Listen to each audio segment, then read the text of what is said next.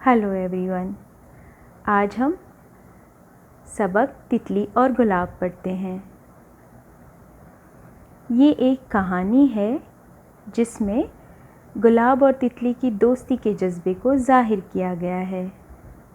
तो आए हम इस कहानी की शुरुआत करते हैं। एक थी तितली और एक था गुलाब का फूल। दोनों बाग के कोने में अलग थलग रहते थे। तितली गुलाब के फूल को अपना सुहाना नाच दिखाती और गुलाब उसे देख देख झूमता और मारे खुशी की अपनी सारी पत्तियां खोल देता कि तितली जितना रस चाहे चूस ले। दोनों में दोस्ती थी और अपनी चंद रोज़ा ज़िंदगी खुश खुश गुजार रहे थे।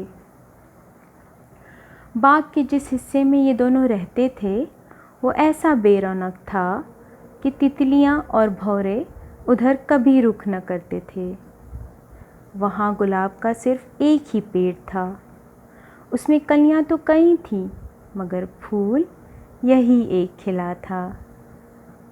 चनांचा तितली गुलाब के फूल को दुनिया का सबसे हसीन फूल समझती थी और गुलाब का फूल तितली को दुनिया की सबसे हसीन तितली।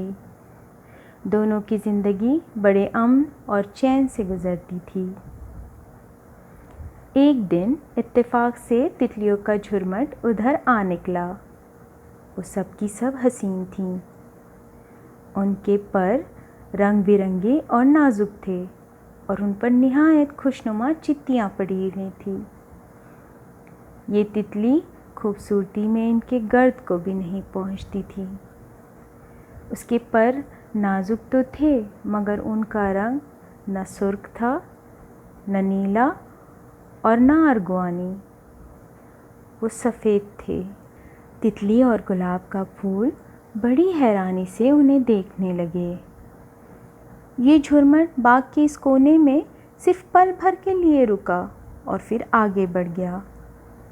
तितलियों को शायद बाग का ये वीराना ना पसंद आया।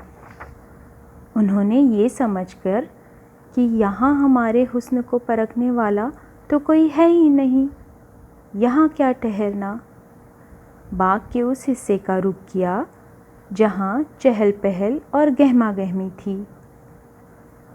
रंगारंग और किस्म किस्म के फूल खिले थे। संगमरमर का हौज़ था। वो चाहती थीं कि इसके शफ़ाफ़ पानी में अपना अक्स देखें और हौज़ की लाल लाल खूबसूरत मछलियों से बातें करें। उन तितलियों के इधर आ जाने से इस तितली और गुलाब की ज़िंदगी जैसे यक बयक बदल सी गई।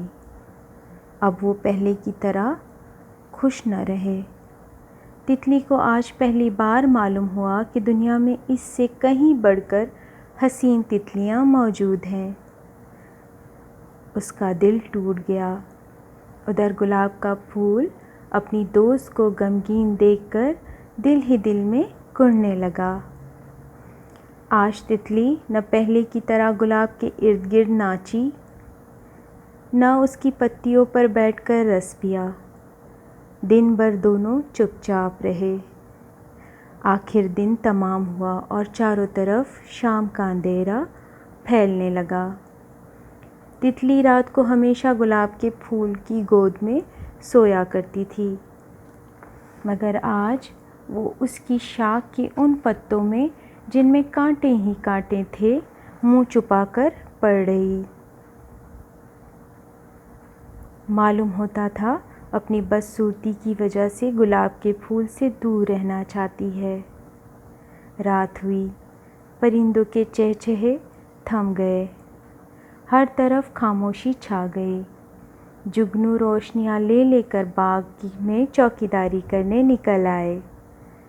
सब चरिंद परिंद सोने की तैयारियां करने लगे मगर गुलाब के फूल को नींद कहाँ। वो अपने दोस्त के गम का राज समझ गया था और दिल ही दिल में ऐसी तदबीरें सोच रहा था जिससे तितली हसीन बन जाए।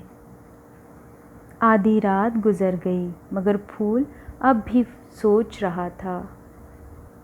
यकायक एक तरकीब इसके जहन में आई। इसने झुककर तितली की तरफ देखा। वो इससे थोड़े ही फासले पर शाख के हरे पत्तों में बेखबर सो रही थी। फूल ने अपना सारा जोर लगाकर अपनी पत्तियों को सुकेड़ना और इसकी नाजुक रगों से सुर्ख रस खींचना शुरू किया।